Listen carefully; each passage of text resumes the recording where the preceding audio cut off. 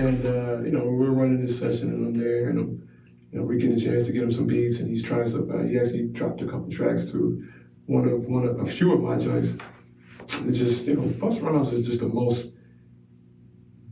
He probably has the largest catalog of music that was never released, maybe of anybody. Wow. He's in the studio so much, and he's so good at what he does that it doesn't take much for him to do a song. So he just creates a lot. Yeah. Anyway, one night we're in there, man, and all right, so full disclosure, man. He can be a bit of a pain. He can be very self-centered and very megalomaniac. You know what I'm saying? He's a superstar, so I'm speaking from outside. I ain't never been in that building, but he can definitely be that at times. But this particular evening, we were there. He was on some substances or whatever, and I think for some moment, I used to have this huge afro, and he thought I was a rapper. I don't know why he thought I was clearly I have no explanation for that. All my before I was IMAKEMADBEATS, I was Nemo. Okay. So everybody called me Nemo. And Nemo, he was, you want to make it in this industry, you got to know who you are, what you are, and you got to break the knob turning that up.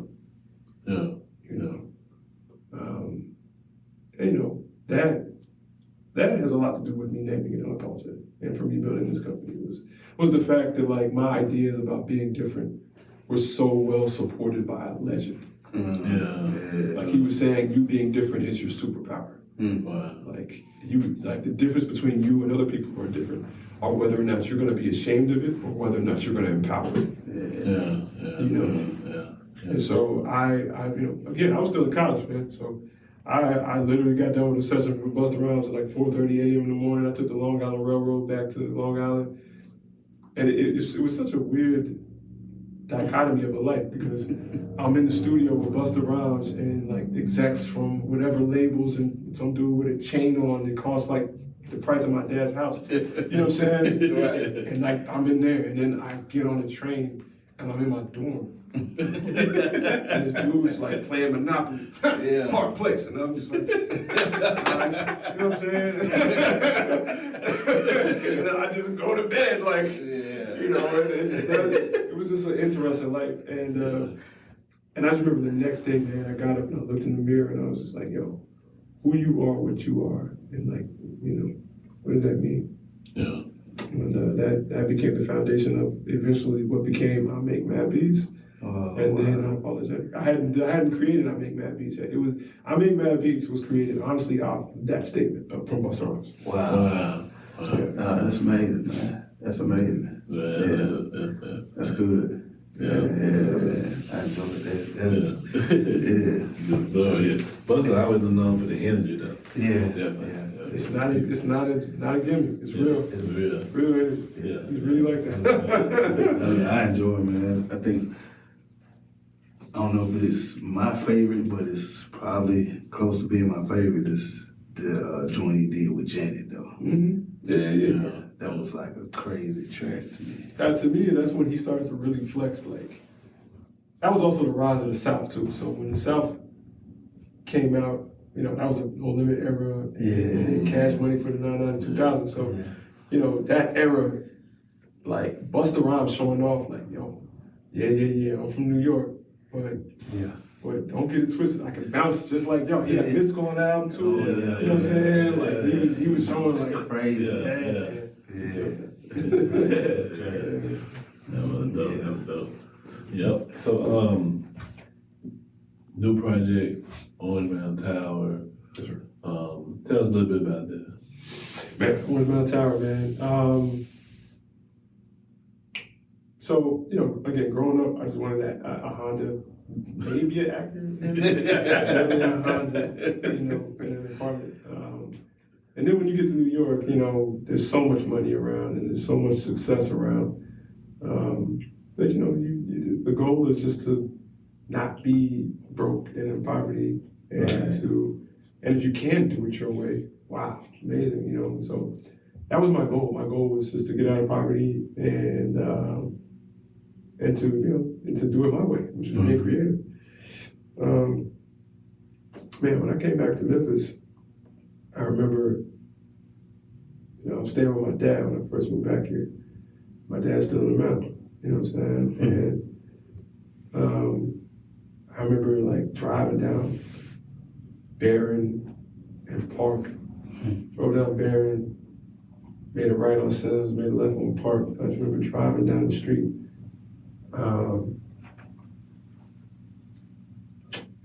Man, it was just a powerful moment, man. Like, I just got like some tears in my eyes, man, straight up. Like, because, you know, I had just come back from Manhattan, money making Manhattan. Yeah, the same is just ridiculous. You know, it was just, you know, it was just crazy. It's just a whole different life, you know. Right. And then I'm driving back through the mound, and everything had just gotten worse. You know, and so much more things were boarded up. And the people walking down the street just looked like, you know, I don't know, everything had just gotten worse, man. But as soon as you make that right out of the mound and you turn on Cooper or whatever, man, Midtown had launched up. Like, you know, like Midtown, Overton Square, you know, Cooper Young, you know, Madison and Cooper, like all those areas, like they were, you know, then you see the development signs, we're building this and it's gonna be blah. And then as soon as you swerve back into the mound, it's like a girl who was smart. Rode the bus with me, rode the Orange Mound bus with me to White Station. Now she's handing me coffee at McDonald's. Same age as me. You know, I'm just like, man, what's going on here? You know, and I just remember like in that moment, I remember I changed what success was for me. Before, success was me. About me. Me getting money, me, you know, getting this, you know, getting out of poverty and me feeling good about where I was in life. But after that, man, I don't know. It just became about like, if I can't do that in a way that empowers me to help others do the same, then what am I doing this for? I mean, what's the point? You know, and that just, you know, that boils around in your head for a couple of years on how, you know, it sounds like a big feat, but you know, just trying to figure out how to make that happen. And in the meantime, I'm building up Unapologetic. I'm attacking the lack of infrastructure in this city for creatives. We're doing daring things, and we're disrupting systems, and you know, we're doing what we're supposed to do. And you know, you go from 50 people at an event to a few thousand people at an event, you know, and that gives you the kind of social capital and influence that allows you to walk into spaces and be taken seriously, even if nobody's heard of you. They know that when this guy speaks, thousands of people listen. You know, and that to me was funny. I don't even think I realized that I had done that because we were just having so much fun. But you know, we were doing that. We were building up Unapologetic from predominantly a music side, but definitely a 360 creative side. And while we were doing that, you had The Collective, which is now known as Tone, with a different cast of people and with slightly different approach, aiming to accomplish a lot of similar goals we had, right? And their heavy hand was visual art. Right, so, you know, photography, painting, you know, drawing, all that stuff, you know what I'm saying? And the executive director of Tone, then the collective, and I became good friends. And, you know, we would get together and just complain. Yeah, that's what we would do. We both were leading these organizations and we're aiming. So we would just get together and be like, hey, you know, these fools downtown, right? Like, hey, what's up with them? You know what I'm saying? And we would just do that, you know, periodically. And one day we got together and I think we were fed up. And we just said, hey, you know, what if we just decided to move together? Right? So your organization and my organization, I'm not saying join and make one organization. Yeah. I'm saying be two separate organizations, but move together. Yeah. You know? And so we like that idea. And so it started off with literally us just showing up to each other's meetings. Yeah. Like without announcing it. So, you know, Victoria, I would have a meeting with somebody downtown, and I remember telling Victoria, like, yeah, you know, the Bill Street music, they want us to play, you know, some downtown, and they offer us this amount, but that's disrespectful. They want to have a meeting about it. She was like, oh, you talking to them? I'm gonna join that meeting. And it's just because, you know, because so it was funny because when I found out it was her and the woman I was going to go talk to had a previous dealing where there was issues there as well. Anyway, it was just fun showing up like Voltron. It was fun showing up like, nah, we all move together, so you can't entice me and you still owe her some money. Yeah. Wow. You know what I'm saying? Like, and that's a level of unity that I think, if I'm being transparent here, I think the people in power here. It was lacking in them. I think the people in power here, they rely on us not having that level of unity. You know, what I mean by that is you know, hey, I'm gonna give you $200 for this. You know what I'm saying? Yeah. And it's like, bro, what are you talking about? I get paid $1,000 for that. You know what I'm saying? Nah, I'm good. And then they might be sad for a moment, right? Yeah. But somebody's gonna take that $200 because of desperation, and desperation creates, you know, can disrupt unity. Right? So it can be like, yo, I feel you, my brother, but I gotta eat. Yeah, definitely. And that's real too. And that's ultra real. You know what I'm saying? I respect it. I will never be mad at somebody for doing that because I know what it's like to be like, bro, I gotta eat. Yeah. You know what I'm saying? But I remember saying this at the Brooks Museum on this panel. I said, if you can't say no, say what you need to survive. But as soon as you can say no, I need you to say no. Right? And so this was one of those opportunities where, bro, our shows get more attendees than yours. You know what I'm saying? So they came up thinking that they were all big and bad. They were inviting me to perform at this whatever. And I'm thinking, I'm straight. Let me bring Victoria. And I knew Victoria being there was going to threaten her because they didn't solve that problem. And we moved together. So what you gonna do? You know what I'm saying? Yeah. And it's crazy because I want you to continue, but I'm just hearing so much. Most people would be afraid to bring Victoria because they think they gonna lose the opportunity. You see what I'm saying? See, and this is the thing. This is the thing with me. And I attribute maybe all of my Memphis success to this. I'm not afraid of none of y'all. I'm not. You know, you wanna know why? Because my money ain't tied to Memphis. I get money from you know, like international media providers. That's how I feed my family. So if I make the dude across the street mad, who cares? I'm good. You know what I'm saying? And this is, I mean, parallel, right? So this is that idea. Okay, so just to sum back in, Victoria and I, we eventually realized that we wanted to take what we were doing, build and create that synergy, but do it with a whole bunch of other Black people who are doing amazing things. And where else than the first neighborhood built for by Black people, Orange Mound, right?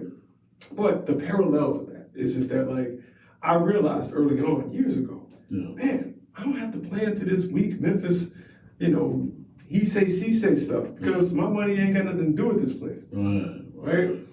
I realized, like, man, that empowers me to disrupt. It empowers me to say what the people on the streets want to say, but can't say because they don't want to disrupt their money.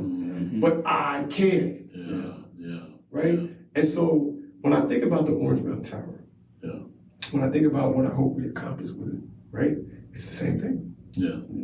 It's the same thing. Meaning like a level of autonomy and ownership to where we no longer have to play into the hands of our oppressors because we have our own economic system base. We have our own way to produce and create food, education, safety, mental health. All of that is ours. And so we can finally say, no, that's not good enough, bro. And we don't even need you. You know how much we packing it out in the Orange Mound Tower? Matter of fact, yo, I'll hit you later. You know what I'm saying? That's the goal.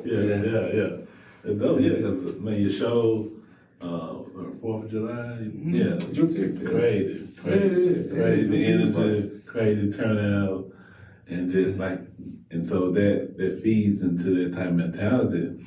And we had another one of my guys. He went to Pepper. You know Pepper. You know, he came out in Pepper came out in 93, 94, White Station, and he brought out the point. He said, you know, we talked about the Memphis hip hop scene and how they could have been Atlanta, should have been Atlanta. You know, and then he brought out the fact that how Al Green and Isaac Hayes never worked together. And I was like, wow. And on the same record label. Yeah, so you know how deep seated it was in the city. And so to hear you say how you guys come together is refreshing. You know, it brings hope. And I think you guys represent, like you're saying, such a movement, a generation to what Memphis should have been the entire time. Break a lot of curses. Culture, not just citywide. And you represent Memphis in a way that I don't even, you probably do, but I know you're a real humble guy. You represent Memphis in such a way for what you did, the city can do what you did. As a person, the city can do what you did. Because I know people say as you know, what is it, Brooklyn goes, that's New York goes, New York goes, that's how the world goes. Memphis has that same type of reach, impact, and influence because a lot of hip hop rappers out now, or just, you know, rap artists now, Memphis rappers been rapping like that. Bro. And they're at the top of the charts right now too. Hey, y'all don't want to get me started on this. I'm telling y'all, bro. Like, hey, man. Man, I'm about to give y'all some exclusive stuff. When does come out, man? What do you want there? I might have y'all edit this part out. Okay. Is that cool? You save a bonus content. Okay. All right.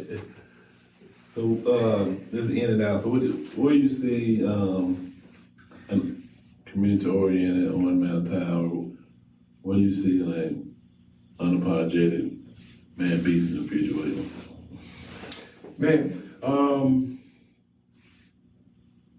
Man, so I'll say for unapologetic, then I'll say for I make Mad Beats. I think, you know, I want unapologetic to kick in the door like on an international level that allows Memphis to have a diverse representation when it comes to what kind of music and creation can come out of this city. You know, it's funny, I think about how, you know, Kendrick, right? Before Kendrick, if you were to say Compton, you had a certain idea. Yeah, that's true. Yeah, right. Sure. Right. But when Kendrick came out, he showed that there's a different side of what can come out of Compton. That's good. Yeah, that's good. You know what I'm saying? And when I think about Memphis, that hasn't happened yet. It hasn't happened yet. It's funny, the other day, somebody had a list of like top 10 lyricists or whatever. And I said, man, like, we can definitely throw our hat in terms of our influence and artistry and all that type of stuff, whatever. But have we, while Detroit has so many artists, they also got a Royce, you know what I'm saying? Where there's a guy who you can throw that hat in on some lyricism. West Coast, they know for G-Funk from the 90s and all the way up to hyphy to gangster rap and all of that stuff. But they got a Kendrick who can throw his hat in on the lyricism. You know, of course, New York. Lyricism. Yeah, you know what I'm saying? Like, you know what I'm saying? Atlanta, you know, the 3 stats, you know what I'm saying? There's a lot of, you know what I'm saying? Houston, you know what I'm saying? There's a lot of Chicago, you know what I'm saying? And even Common, you know what I'm saying? Kanye, for sure. These are people who can at least they can throw their hat in and you can have a debate. You can put them in this list, you know what I'm saying? But Memphis don't got that yet. You know, and I wanna bust open the door for on an international level to kind of make it so that you don't know what's going to come out of Memphis because we're just that creative. Wow. I want to do that. That's a global goal for Unapologetic, and then you know doing that from development in the first neighborhood built formed by Black people and showing once again the power of Black synergy in Black spaces. You know, I think that's it for Unapologetic. For IMAKEMADBEATS, man. I just want to go back to being the quiet dude who never said nothing. I mean, it's funny, man. Like I was telling my wife this a few months ago. You know, I think this is a season of my life. You know, in 2019 and 18, talking about C Mage, right? So, in my house, I have 2 studio rooms. And C Mage almost lived in the second room.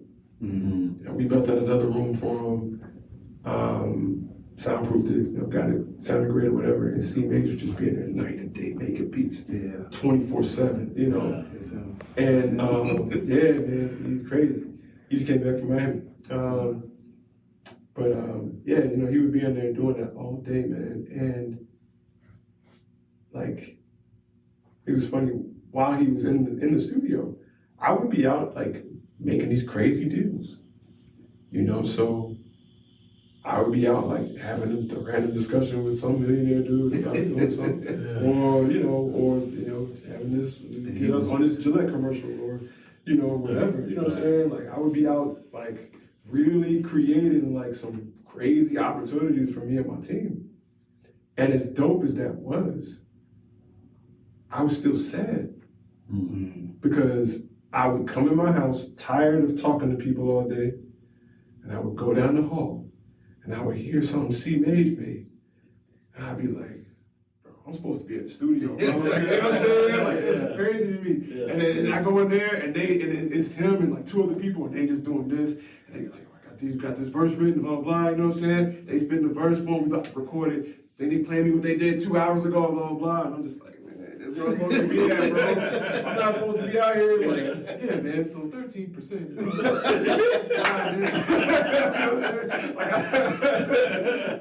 Man, I've learned how to do it because I needed to build a career.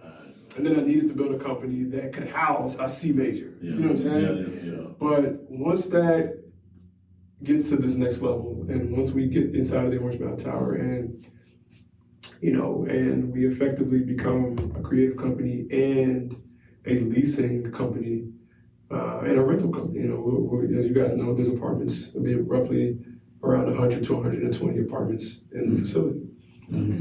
So once that changes up the dynamic of our revenue stream, and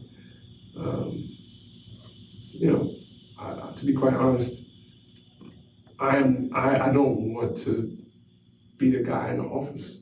I want to be the guy in the studio. If that means I gotta hire a guy to be in the office and I get less money, that's cool, because I realize what makes me happy. And plus, if I'm being ultra real, that's a short-sighted me saying that. Most of my money comes from what I make in the studio. So the more I get in the studio, the more money I get. Absolutely. But right now, the role I'm serving is. But I think even if, and this is me speaking outside looking in and just knowing you, how you, like, we did think you guys are weird, you know, but not in a bad way, because we all, you know, we hooped together. That's what we did everything, you know, it wasn't like standoffish or nothing. But you always have been yourself. So even if you brought somebody in that had the voice, they wouldn't have your passion. No, and that is such a gift and a curse. Yeah. That's literally Yeah. been, bro, like, if my wife heard you say that, she would fall out laughing. Like that's literally what every time I mention to somebody, hey, yo, my man, one day, bro, I'm gonna just be back in the studio. That's the goal, you know what I'm saying? It don't matter. It could be somebody who don't know me. They'll be like, yeah. But, you know, they'll find a way to word it and say something like there's something about me that is a special gift of mine that is hard to replace. Yeah. Whether it be my ability to tell stories or my ability to motivate somebody or paint a picture or I don't know, whatever it is, you know what I'm saying? They'll say, like, you're a hard to replace guy. That's true.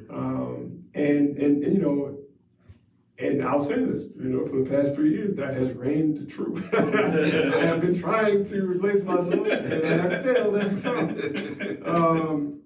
But I think logistically, I think what it's going to end up is me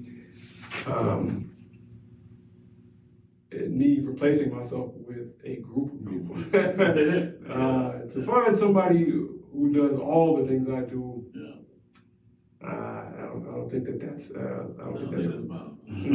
that's possible, especially after building a career for 2 decades now. You know what I'm saying? Like that's just a level of whatever. But I do think though that you know, I do think I have models for inspiration, right? So Pharrell, like come on, what he does with his brand and his ideas is amazing. But when he needs to get in the studio, he's in the studio. Because did he ever find another Pharrell? No.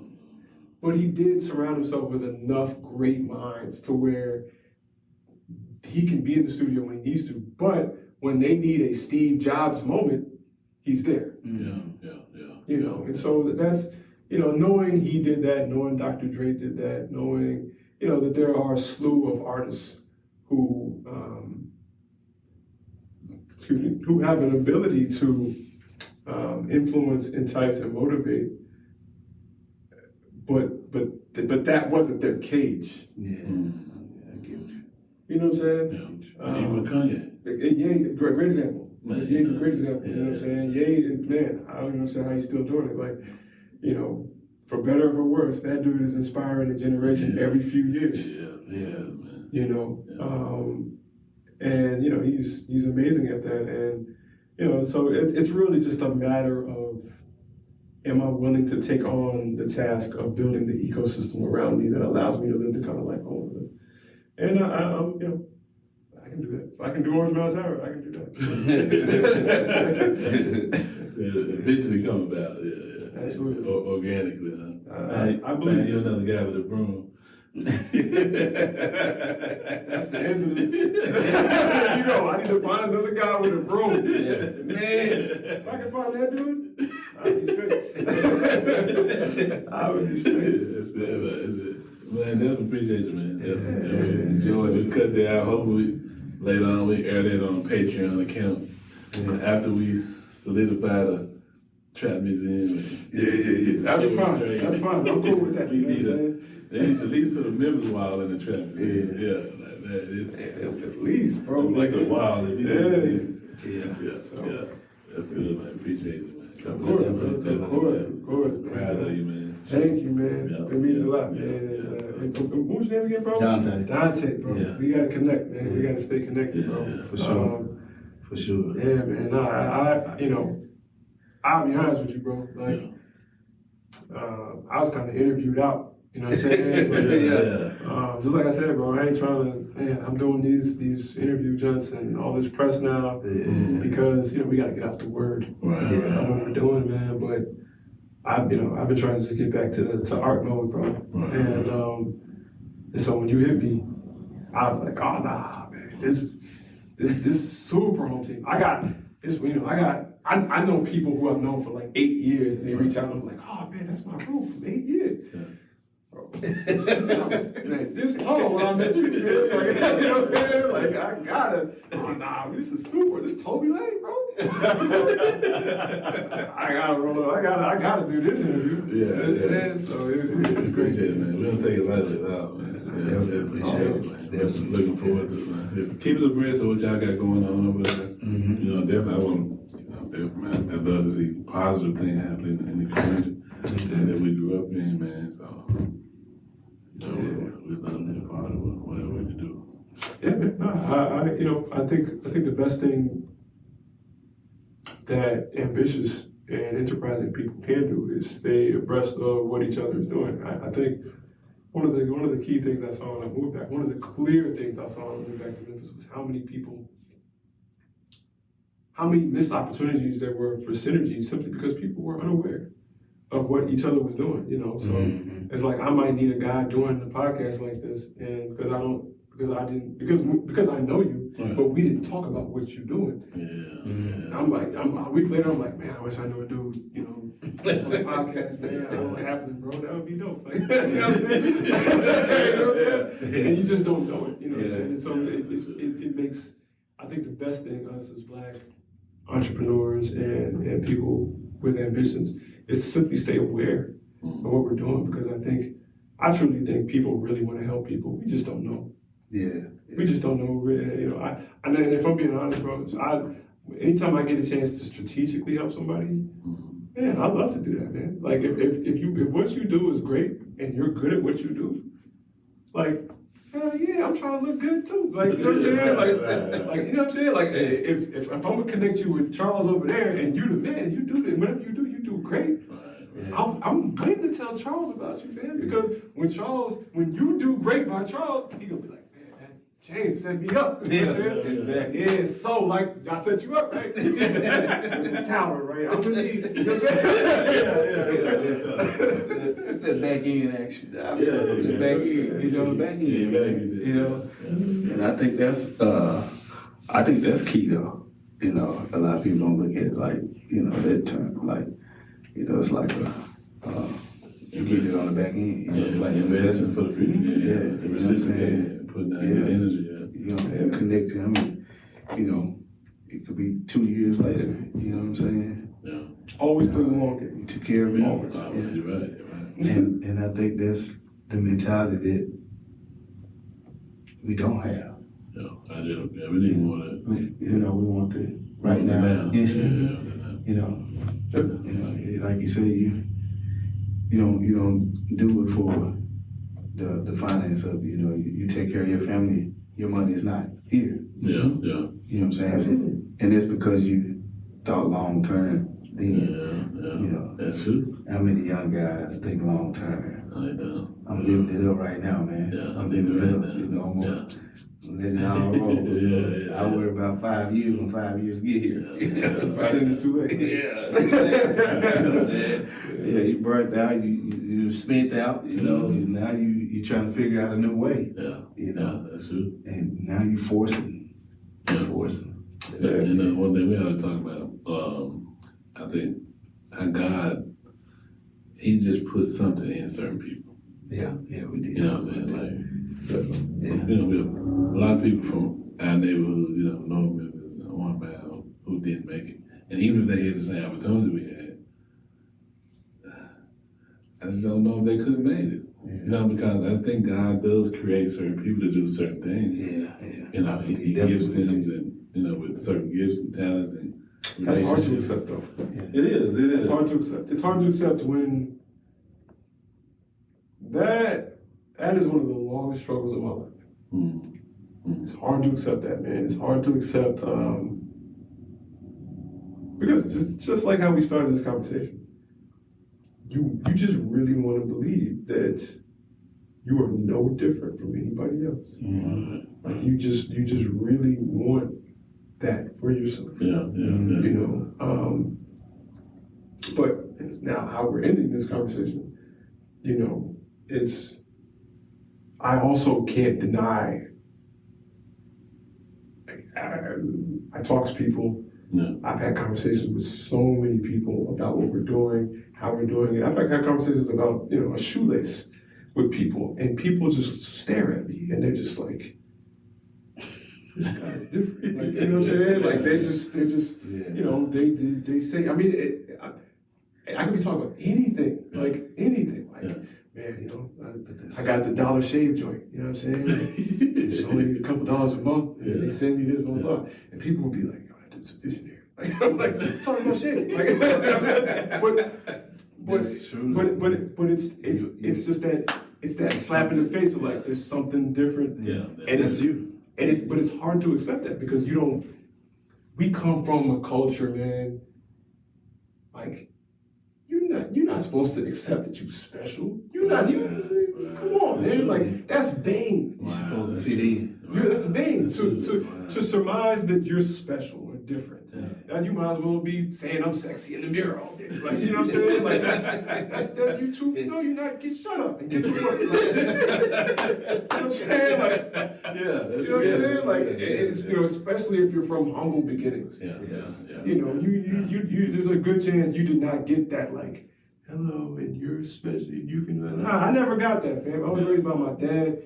My dad was a G, you know what I'm saying? Like, you know what I'm saying? And you know, and we just knew, nah, man, we gotta work. We gotta work hard, and that was it. Right, for sure. You know, and so, you know,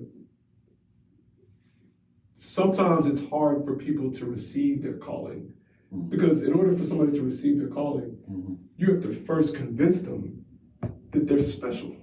Wow. Yeah, that's crazy. Like, that you're somebody that would get a calling. Yeah. Wow. You have to convince them that they are special. Wow. That's powerful. That's it. I lived it, man. That's my life. I lived it, man. I did not, my wife called me a reluctant leader. She said, Nemo, like, I was complaining. Like, that's what I do all the time. I was complaining, and I was just like, man, this and this and this, blah, blah, whatever. And she was like, this is before I started Unapologetic. But my house was like a creative house. Like, people would just come by just to be there, you know? And I was complaining about something, and my wife was like, Nemo, you have all these people coming by here all the time. And they listen to everything you say. If you wanted to change this, why don't you just organize something to change it? You know what I'm saying? And I was like, man, whatever. I ain't no leader. I just make beats, and people like my beats, and that's why they come by. And she was just like, you know that's not true. She was just like, she called me a reluctant leader. She's like, you're a leader. You are a leader. You just don't want to be a leader. You don't want to own it, but you are one. And you know, the way she looked at me when she said that, it just felt like a challenge. You know what I'm saying? It just felt like, nobody would call me reluctant nothing. You know what I'm saying? Like, I don't know. It felt